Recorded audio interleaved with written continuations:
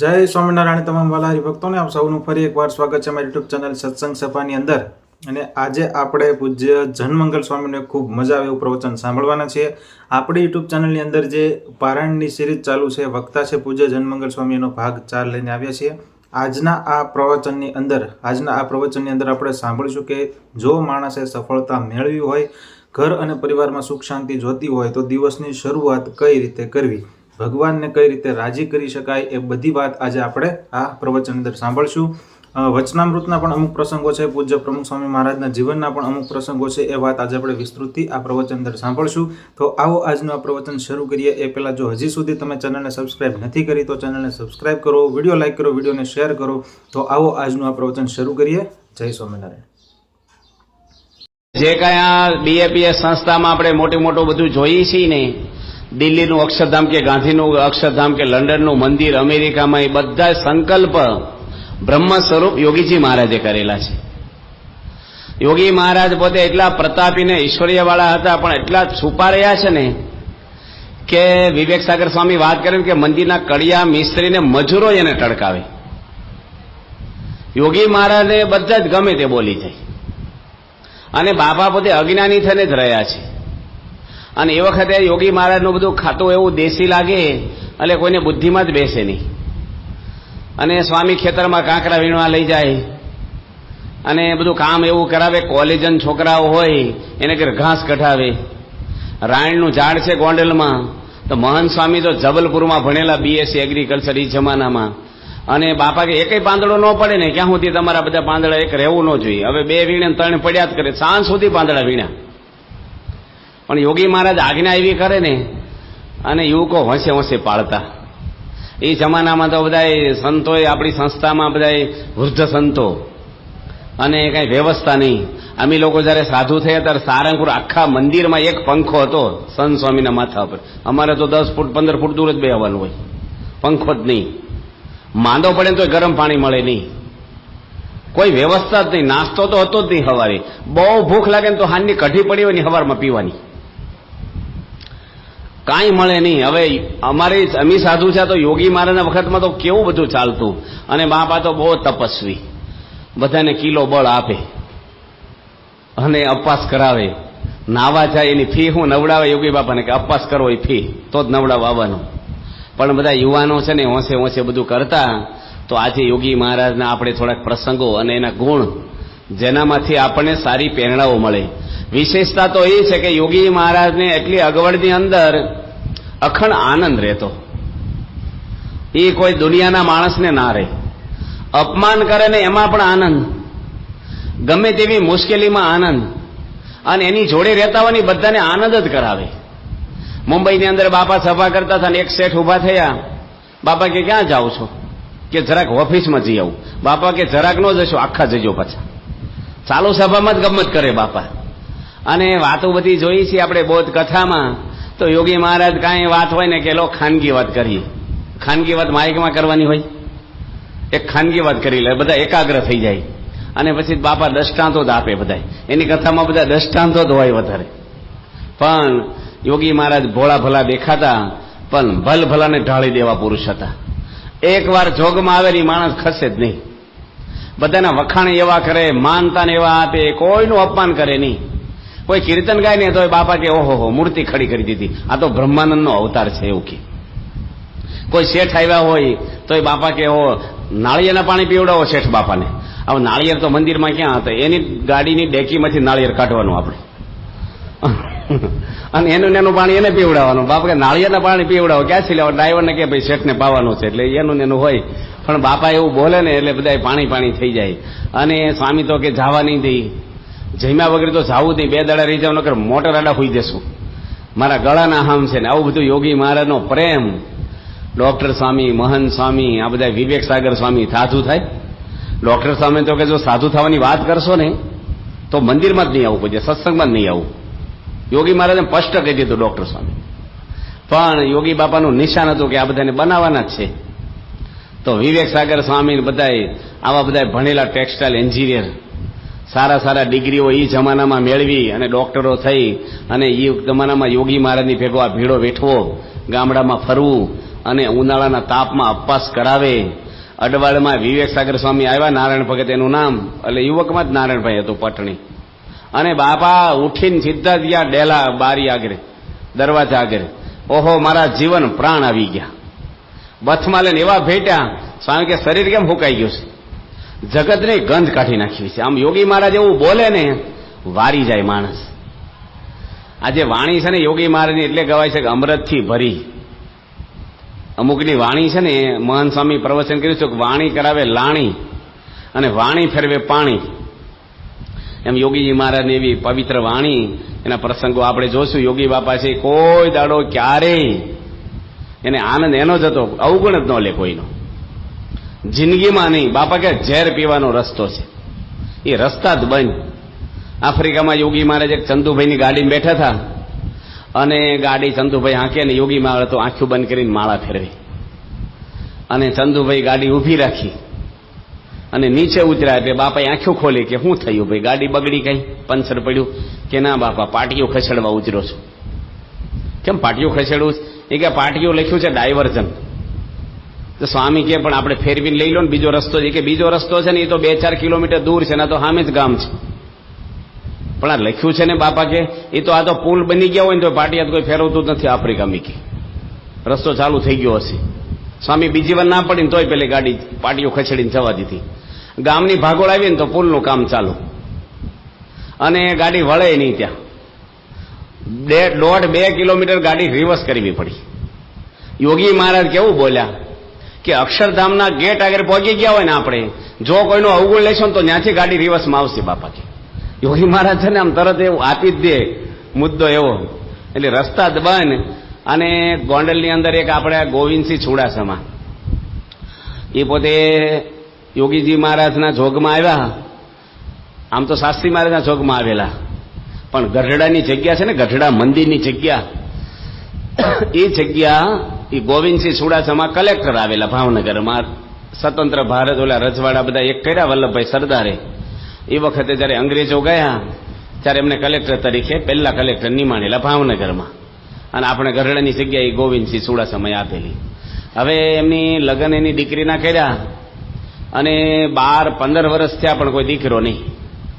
મોટા મોટા ડોક્ટરોની દવા કરાવી પણ એને ત્યાં સંતાન થાય નહીં. અને આની બાપાને વાત કરી, બાપા મારી દીકરી છે, હર્ષ કુંવરબાઈનું નામ છે, અને એને દીકરો થતો નથી, આશીર્વાદ આપો. બાપા કે મુક્તસિંહ નામ રાખજો. મુક્તસિંહ, દરબારમાં સિંહ બોલે પણ પાછો મુક્ત, કારણ કે ભગવાનના આશીર્વાદ ન હોય ને મુક્ત જ હોય. તરત જ એને બીજે વર્ષે દીકરો થયો. યોગી મહારાજ એ વખતે વાસણો ઉડકે પણ આશીર્વાદ કેવા આપે. એકવાર તો માંડવામાં યોગી બાપા ગયા તો એક જૂઠાભાઈ નામ એનું, બાપા કે આરતી કરવા તમારા દીકરાને બોલાવો. કે બાપા દીકરો જ નથી. બાપા કે હોય, ગરસ્તને દીકરો જોઈ જ નહીં, લો આશીર્વાદ. કોકે બાપા એને તો 55 વર્ષ થઈ ગયા ભાઈ ને. બાપા કે ભલે 60 વર્ષ થયા, દીકરો થશે. કે યોગી મહારાજ છે ને ધબ્બો માર્યો અને દીકરો થયો. સાહજિક બોલે યોગી મહારાજ, પણ એવા ભોળા ભલા ને ઈશ્વરીય એટલું બધું વાપરે. મેં છે ને પ્રમુખ સ્વામી મહારાજને વાત કરી હમણાં સારંગપુરમાં, આ બધું દિવાલ પકડાણ હતું ને ગઢડામાં. મેં કીધું સ્વામી યોગી બાપાએ બહુ ઈશ્વરીય વાપર્યું છે, અને તમે વાપરો નકર ઈશ્વરીયની ડેટ ઉતરી જશે તમારી.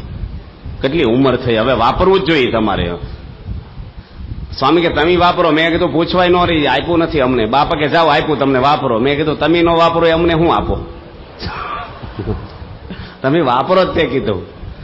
અને બાપાએ વાપરવું હોય ને વાપરે છે. પણ યોગી મહારાજ એ જમાનામાં હાવ છુપા રહેતા ને, ત્યાં પણ ગમે તેને ત્યાં એક યોગીજી મહારાજ પોતે જામનગરની અંદર હરિલા કલ્પતોની પારાયણ કરી છે. અને ત્યાં એક નટવરસિંહ જાયવા ગામના દરબાર. આજે આપણે યોગી બાપાના જ પ્રસંગની કથા કરવાના છે, કારણ કે યોગી બાપાનો જન્મ દિવસ છે આજે, એટલે એના જીવનમાંથી આપણે પ્રેરણાઓ મળે ને એનો મહિમા સમજાય આપણને યોગી બાપાનો. તો નટવરસિંહ દરબાર છે ને, એ પોતે પાણીની સેવા કરે. 22 વર્ષનો જુવાન દીકરો. આપણે શંભુસિંહ છે રાજકોટમાં, એના ભાઈ થયા. અમે જાયવા જમતા હતા બાપા સાથે, ત્યારે બાપાએ મને ફોટો દેખાડેલો પ્રમુખ સાહેબ કે આ નટવરસિંહ ધામમાં ગયેલા, અને બાપાએ બેઠા કરેલા. તો બાપા તો જામ સાહેબને ત્યાં પધરામણી ગયેલા, અને કોઈ કીધું કે બાપા નટવરસિંહ તો ધામમાં ગયા. સ્વામી કે હોય, પારાયણમાં તમને સેવા કરતા હતા, જુવાન જો દીકરો એમ કે ધામમાં જાય, કઈ રોગ નહોતો ને. કે બાપાએ તો ડોક્ટરો આવી ગયા, અને ડોક્ટરોએ કીધું કે આમાં કાંઈ હવે પ્રાણ નથી, અને એની નનામી હોતી બંધાઈ ગઈ છે. હવે તમે પેલો ચાંદલો ને એવું કરી દો, કંઠી પહેરેજો, એટલે એને પારણ પહેલા અગ્નિ સંસ્કાર કરી નાખવાનો છે. બાપા કે કોઈ લઈ ન જાય, હું આવું છું. બાપા હજી તો એની નજીક આવ્યા ને બાપા કે નટવરસી બેઠા થાઓ, પાણી પીરસવાની સેવા છે તમારે. તો પેલા બેઠા થઈ ગયા અને વર્ષો સુધી રહ્યા. આ યોગી મહારાજ છે ને, આ તો એક પરસો જીવનમાં કોઈ આપ્યો હોય ને, પેલા ભાસીજી મહારાજ, રામદેવજીમાં કેટલા મંદિરો થઈ જાય એ લોકોના. યોગી મહારાજ તો હાલતા હાલતા બધું. તમે અત્તરની દુકાને જાઓ ને તો ખરીદો નહીં ને તો સ્મેલ કપડામાં પહેરી જ જાય. ખાલી ઉભા રહ્યો ને તમે પરફ્યુમની દુકાને તો એની સ્મેલ આપણા અંદર પહેરી જાય. એમાં ઈશ્વરીય અને શાંતિ તો છે ને, મોક્ષની અંદર સાડી ઉપરની બધી વસ્તુ આપી યોગી મહારાજ હાલતા હાલતા. શાક લેવા જાય કોથમરી મફત આપે એવું, ધાણા. યોગી મહારાજે આ લોકના તો બધા સુખ એમનેમ જ આપ્યા છે બધાને. ગમે તેવો માણસ હોય પણ બાપાને કોઈ માન નહીં. આવું ઈશ્વરીય પ્રતાપ અજ્ઞાની છે ને રે. બાપાનો જયારે અમૃત મહોત્સવ ઉજવાણું અને ખેબરભાઈ મુખ્યમંત્રી ગુજરાત રાજ્યના એ આવેલા. આપણે પેલા હતા ને વસોના બકુલભાઈ ને, હા અમીન, બકુભાઈ અમીન, એ પણ, અને મહેન્દ્ર બાપુ ને બધા, તો બધા સંસદ સભ્યો અને બધું મોટા માથા કહેવાય ચરોતરમાં, એ બધા બાપાને સમર ઢોળે નગરયાત્રામાં. અને ગવર્નર આવેલા ગુજરાત રાજ્યના, અને કે છે 1 લાખ માણસ ગોંડલમાં આવેલું. યોગી બાપાનો અમૃત મહોત્સવ. અને બાપાનું ટેજ છે ને ઉપર ઢંકાણું જ નહોતું, કારણ કે હવાર સુધી ડેકોરેશન કરવા મળ્યા ને ઉપર અધૂરું રહી ગયું, સભા ચાલુ થઈ ગઈ. અને પેલા ચોખાવાળા શેઠ આવ્યા કે બારદાનવાળા, તે બાપા કે અહીં બેહો, તે સ્વામી અને સિંહાસને અડીને બેહાર્યા. એનો અમૃત મહોત્સવ યોગી બાપાનો. અને ખાલી 20 મિનિટ બાપા બોલ્યા. દુલા કાક ગુજરાત રાજ્યના બહુ મોટા કવિ, એ પહેલી વાર યોગી મહારાજના દર્શન કરવા કોઈની સાથે આવેલા. અને જયારે એની વિદાય લીધી કે યોગી બાપાને મારે દર્શન કરીને જવું છે, અને બાપા જયારે રસોડામાં જમવા ગયા ને તો ખબર પડી કે સંતો તો ત્યાં સભામાં આવ્યા હતા, એટલે રસોઈનું મોડું થયું છે, એટલે શાક ને બધું સુધારવાનું બાકી છે, અને યુવકો ભાજી તોડતા હતા તાંદળિયાની. તો યોગી બાપા એમને બેસી ગયા લાદી ઉપર, આસન એની ભાજી તોડવા બેસી ગયા. જેનો અમૃત મહોત્સવ ઉજવાય છે, 1 લાખ માણસ આવ્યું છે, મોટા મોટા અધિકારી આવ્યા છે, અને બાપા છોકરા જોડે ગમત કરે ને ભાજી તોડે. એને ખબર જ નથી કે મારું આ થાય છે. લોકમાં છે ને કે વરરાજો થયો હોય ને, પતી ગયા પછી અઠવાડિયું પાણી આમ થોડુંક રે માણસને, કામ નો કરે, સર્વિસે નો જાય, કે આમ થોડોક લુગડા નવા પહેર કરે, આમ થોડુંક એવું અતડો રહે. પણ યોગી મહારાજ તમે જુઓ, કશું જ નહીં, માન નહીં, મોટપ નહીં, કશું દેખાવ નહીં, કાંઈ નહીં. એટલે બાપાના તો પ્રસંગો એટલા બધા ઈશ્વરીય પ્રતાપના છે. બાપા પોતે શાસ્ત્રીજી મહારાજ છે ને ત્યાં હતા આપણે આણંદમાં, અને બાજુમાં ગાના ગામ છે. એ ગાનાના એક શામળભાઈ આપણા હરિભગત શાસ્ત્રી મહારાજ વખતના, અને શાસ્ત્રી મહારાજ કે આમ્ર ઉત્સવ કરવો છે ને, કેરીઓનો આમ્ર ઉત્સવ એટલે કેરીઓ જમાડવી છે તમને, તો બધા સંતોને લઈને તમે ગાનામાં આવો. ને 3 કિલોમીટર આણંદથી. તે 8-10 સંતો ગયા, ને યોગી બાપા ને નિર્ગુણ સ્વામી ભેગા. નિર્ગુણ સ્વામી વડતાલના કોઠારી હતા, જેઠા ભગત નામ હતું. શાસ્ત્રીમાંથી ભેગા વડતાલમાંથી નીકળી ગયેલા, અને એ તો પીચ ગામના ચરોતરના પટેલને બોલવામાં બહુ છૂટવાળા હતા. અને યોગી મહારાજ તો એની જોડેમાં યોગી બાપા જ રહે, બીજા સંતો બીવે. બાપા તો કાંઈ વાંધો નહીં, બાપાને ગમે તેની જોડે યોગી મહારાજ તો બધાને ખુશ જ કરે. અને એનો છોકરો હતો ને શામળભાઈનો, એ એવો થોડો એવો હતો કે આ મારા બાપુજી છે ને એ બધા સાધુઓને કેરીઓ ખવડાવી દેશે, તે વેચી નાખીએ પેલા બોલાવા આવ્યા ને ત્યાં સુધી. ઘરમાં કેરી જ ન રવા દીધી, અને એના ઘર ખાય ને એટલે એક ટોપલીમાં રાખી. અને યોગી મહારાજ જે બજારમાં મળે ને શું કે શાસ્ત્રીમાં જ આવ્યા છો, પ્રસાદ લેવા આવી દેજો તમે. તે 60 જણાને ભેગા કર્યા, જે મળે ને ગામમાં મંડળ બધા ભેગા લઈ ગયા, આણંદના હરિભક્તોને ભેગા લઈ ગયા. અને અવડી તપેલી થોડોક રસ કાઢેલો. નિર્ગુણ સ્વામી કે જેને તેને આમંત્રણ દે કરો, રસ તો જોવો. એ કે 10 જણ ખાય એટલો રસ, અને 60 જણને નોતર્યા, તમે કઈક વિવેક તો રાખો. યોગી મહારાજ કે એવું હોય તો મારા ભાગનો નહીં ખાવું. કે તમારા ભાગનો કઈ બધાને થઈ રહ્યા, 60 જણનો છે તમારા ભાગનો 2 ડોલ. પણ યોગી મહારાજ એ વખતે પીરસવા માંડ્યા, 1 ડોયો પીરસે ને 1 ડોયો તપેલીમાં ઉમેરાઈ જાય. 60 જણ જમ્યા, રસ ઓછો થાય નહીં. અને એટલો ને એટલો તપેલીમાં વધ્યો ને, પછી એના છોકરાએ કંઠી પહેરી, અને એને શું કે આ તો બહુ મોટા ગુરુ છે, સંત છે. પણ યોગી મહારાજ શાસ્ત્રીમાંની હયાતીમાં બહુ જ ઈશ્વરીય વાપર્યું. મેં બાપાને દિલ્હીમાં વાત કરી. મેં કીધું બાપા, યોગી બાપાના વખતમાં દિલ્હીની જગ્યા ન મળે એ બહુ સારું થયું આપણને. 35 વર્ષ તપ કર્યું. બાપા કે કેમ? મેં કીધું આવું ન બંધાત તો, એટલું મોટું. સ્વામી કે કેમ ન બંધાત? મેં કીધું યોગ સંજોગો ક્યાં હતા આપણા કે આવું મોટું બાંધીએ કે? બાપા કે તમને શું ખબર યોગી બાપા કોણ હતા? યોગી બાપા તો હોનાનું બાંધી એવા હતા કે. સ્વામીને બહુ મહિમા યોગી મહારાજ. એ કે યોગી મહારાજ બાપાને એવું નહીં કે મેં બાંધ્યું, યોગી બાપા ન બાંધીએ કે જે વખતે નહોતું આ તો બધું એમ કર્યું, એવું સ્વામીને તો રંજય ન આવે. પણ બાપા કે હોનાનું બાંધે એવા હતા. યોગી બાપાની ક્યારેક ગોણતા બાપા ન આવવા દે. પણ યોગી મહારાજ કાઠિયાવાડના ગામડામાં પોટલા લઈને ફરે. સ્વામી કેમ ઋતુની સામે હલ્લી, ખુલ્લા પગે હલ્લી ઉનાળામાં, શિયાળામાં ટાઢા પાણી નાહીએ ખુલ્લામાં. અને બાપા એવા અપવાસ કરે, 3 દાડે નિર્જળા અપવાસ હોય બાપાને. અને સખત વિરોધ, બાપાનો વિરોધ એ વખતે એટલો બધો થતો. કંથરિયામાં ગયા યોગી મહારાજ, એક જીલુભા દરબાર હતા ત્યાં, એમનો ત્યાં બાપાનો ઉતારો. અને એક રત્નાભાઈ લુવાર હતા કંથારિયામાં, એનો જુવાન ચોક દીકરો ધમમાં ગયો ત્યાં. એ તો સત્સંગી નહોતા લુવાર. અને બજારમાં રડતો રડતો આવ્યો, પછાડીઓ ખાઈ, માણસ ગાંડો થઈ ગયો રડી રડી. અને જૂના મંદિર વાળાએ કીધું કે જીલુભા દરબારને ઘરે ભગવાન આવ્યા છે, જા તારા દીકરાને જીવતો કરશે. આ કટાક્ષમાં બોલ્યા, ઈર્ષામાં બોલ્યા. અને પેલો માણસ તો ત્યાં ગયો. બાપાને કે મને મારી નાખો કે મારા દીકરાને જીવતો કરો. અને યોગી મહારાજની અકારણ એવી દયા આવી અને બાપા એને ઘરે જઈને પાણી છાંટ્યું છોકરા ઉપર. છોકરો બેઠો થઈ ગયો. 65 વર્ષ છોકરો જીવ્યો એનો. યોગી મહારાજ છે ને, તો એ વખતે તો હાવ કોઈ પૂછતું નહીં યોગી બાપાને, જાતે બધું કરે બાપા. નાવા જાય ને ગામડામાં, ડોક્ટર સાહેબ નાવા લઈ ગયા અડવાળ ગામમાં. તો ડોક્ટર સાહેબ કે આ તળાવમાં નાવાનું છે? એ કે આ તો પીવાનું છે. કે નાવાનું તળાવ તો બીજું છે, આમાં નહીં નાવાનું કે છે. એવા હાવ ડોળા પાણી. અને કાંઈ સગવડ મળે નહીં. ગામડામાં એમ શરૂઆતમાં વિચરણ કરવા ગયા ને, તો એક ભાઈ દાળ આપી અમને, મગની ફોતરાવાળી, એક ચાલ્લામાં. થાળીમાં ઘઉંનો લોટ આપ્યો. અમે કીધું શાક લાવો ને. એ કે આને શાક કહીએ છે, બીજું કયું શાક? એ દાળને શાક કહીએ છીએ, કાંઈ મળે જ નહીં. અમે અડવાળેમાં રસોઈ કરીને તો જાંભા બાપુ પૂછે કે સ્વામી હું બનાવો છો? હું પાર્ષદમાં તો, હરિપ્રકાશ સ્વામી અંદર રસોઈ કરે. હું પાટલી વેલણ ધોવા ગયો, હું બનાવો છો? મેં કીધું ભાખરી શાક. વાહ, જલસા કરો છો કે છે? ભાખરી શાક ને. યોગી બાપા તો ખીચડી બાફીને ખાઈ લેતા કે છે.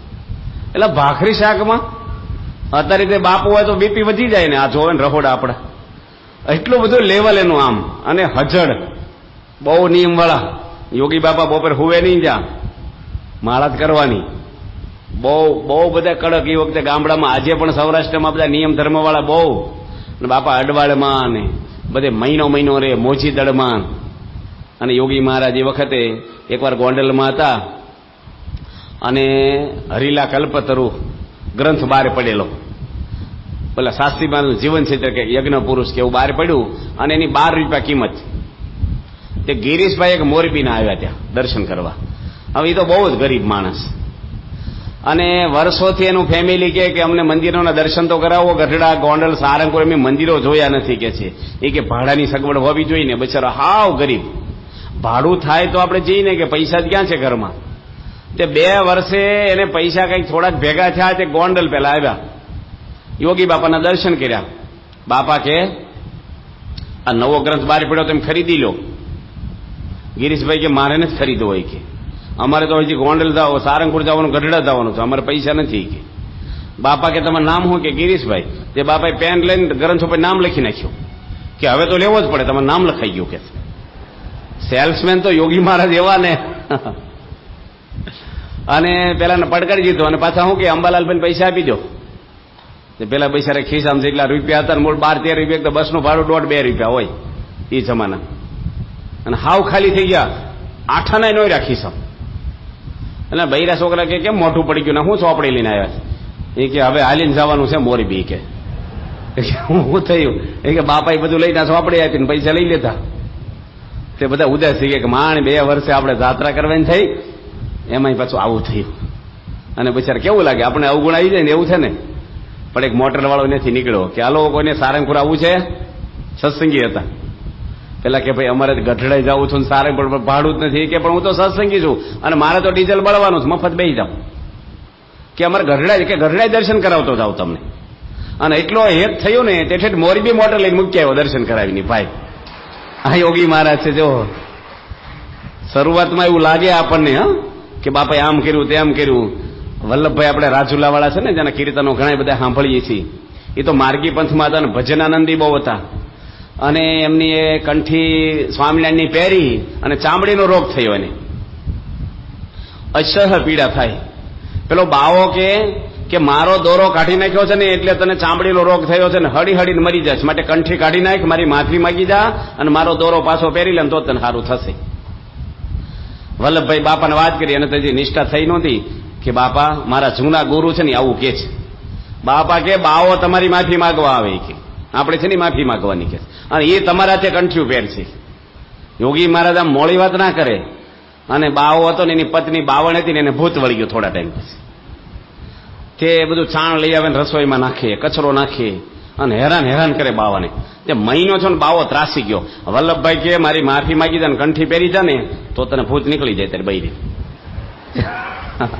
તે બાવો ને બાવણ બે આવ્યા, વલ્લભભાઈના પગમાં માથા નમાવ્યા, વર્તમાન ધરાઈને કંઠી વાળીને ભૂત નીકળી ગયું. આ તો યોગી મહારાજ છે ને સંકલ્પ કરે ને બધું થવા મળે. યોગી મહારાજના સંકલ્પમાં તાકાત, કેટલી બધી તાકાત. મહાન પુરુષો એમ કે મસ્કરીમાં બોલે ને તો વેદ વાક્ય કહેવાય. અને બાપા પોતે ત્યાં એકવાર ગણોદમાં પારાયણ કરતા હતા યોગીજી મહારાજ, અને લાભુભાઈ રાજગુરુ આપણા ગુરુકુળ સંભાળતા ગોંડલનું, મૂળ ભાવનગરના એ લોકો, એ પારાયણનો લાભ લેવા ગયા. 3 દાડા, 6 દાડે નીકળ્યા તો યોગી મહારાજે પાછું બાંધી દીધું. યોગી મહારાજ છે ને સરભરામાં તો નંબર 1, બહુ સરભરા કરે યોગી મહારાજ. અમે ત્યાં હતા ને અમૃત મહોત્સવમાં મુંબઈ, તો મારે રિસેપ્શન સંભાળવાનું હતું અમૃત મહોત્સવનું. એટલે મિટિંગમાં બધા બેઠા હતા. ડોક્ટર સ્વામી, જ્ઞાનપ્રિય સ્વામી, બ્રહ્મવિહારી સ્વામી, ઈશ્વરચરણ સ્વામી, ઋષિરા સ્વામી, ઘણા સંતો હતા. અને વાત કરી કે આપણે સરભરામાં શું કરવું, નાસ્તો દેવો કે ન દેવો, શરબત દેવું તો શેનું આપવું શરબત, પછી એને ચિઠ્ઠી લખી દે, ટિકિટ લેવી કે ડાયરેક્ટ અમુક મહેમાનને આપણે આમ તેમ બધી જે બધો નિર્ણય લેવાના હતા, કાચના પ્યાલા રાખવા કે સ્ટીલના રાખવા, શું કરવું. એટલે એમાં જ્ઞાનપ્રિય સ્વામીને કીધું પહેલા તમે બોલો થોડી વાર. તો એની વાત કરી. એ કે યોગી મહારાજ તો આમ સરભરા કરતા, આવી રીતે કાગળમાં પડીકા વાળીને આપતા, યોગી બાપાએ આવું કર્યું. બ્રહ્મવિહારી સ્વામી કે અહીં પારણને જ બેહારી કે એ કે આપણે શું કરવાની વાત કરો ને યોગી બાપા શું કામ વચ્ચે લાવો શીખે એ કરી ગયા. અત્યારે આપણે શું આપવાનું એ વાત કરી મુદ્દો કે તમે તો પ્રવચન ચાલુ કર્યું કે અત્યારે નવા પેઢી હોય ને એને અમુક ગમે નહીં જૂની વાતો બધી, એ તો બધું બસ વાત કામ પતાવી દો શું છે તમારે. અને યોગી મહારાજ તો એવા શાંતિવાળા, અને બેહે તો 2 કલાક બેહે કોકના ઘરે. આજ પેલો મને મળ્યો ને યજ્ઞેશ નાનુભાઈ દેસાઈનો, એ કે મારા પપ્પા મને સુરત લઈ જાય ને તો એ કોકની જોડે સત્સંગ કરાવવા માંડી પડે ને તો 3 કલાક કરે ને મને એવો કંટાળો આવે કે તો એ કે હાલો ને, એ કે તારે ઘરે જઈને બેસવાનું જ છે ને, તો અહીં બેસને સાંભળને તું. એ કે એટલે આ યુવાન છે અને તમારે આ છે. એટલે હું ત્યાં ગયો ને ધોળકા, તો એક રાજુભાઈ છે કોલેજમાં પ્રોફેસર, એનો છોકરો તો જે 5માં ભણે છે. મને કે તો જોયું ને હરિભક્તો, આજના આ પ્રવચનની અંદર આપણે જનમંગલ સ્વામી પાસેથી સાંભળ્યું કે કઈ રીતે માણસે દિવસની શરૂઆત કરવી જોઈએ કે જેથી માણસને સફળતા મળે, માનસિક શાંતિ મળે. અને જો માનસિક શાંતિ મળે તો એ માણસ પોતાના ધંધામાં ધ્યાન એકત્રિત કરી શકે છે, પરિવારમાં ધ્યાન એકત્રિત કરી શકે છે. એના લીધે ઘર પરિવારમાં એકતા વધે અને ધંધામાં સફળતા મળે. તો આ બધી વાત આપણે વિસ્તૃતિ આ પ્રવચનની અંદર સાંભળી. તો આવા જ પ્રવચનો સાંભળવા માટે અમારી ચેનલને જરૂરથી સબસ્ક્રાઇબ કરો, લાઇક કરો અને નીચે જય સ્વામિનારાયણની કમેન્ટ અવશ્યથી કરો. તો આવો મળીએ એક નવા જ પ્રવચન સાથે. ત્યાં સુધી આપ સૌને જય સ્વામિનારાયણ. અને આપ કયા સ્વામીના પ્રવચન સાંભળવા વધુ પસંદ કરો છો એ પણ આપ નીચે કમેન્ટમાં જણાવી શકો છો, જેથી કરીને અમે આવનારા જે વિડીયો છે એની અંદર એ સ્વામીના પ્રવચન અપલોડ કરીશું. તો મળીએ એક નવા જ પ્રવચન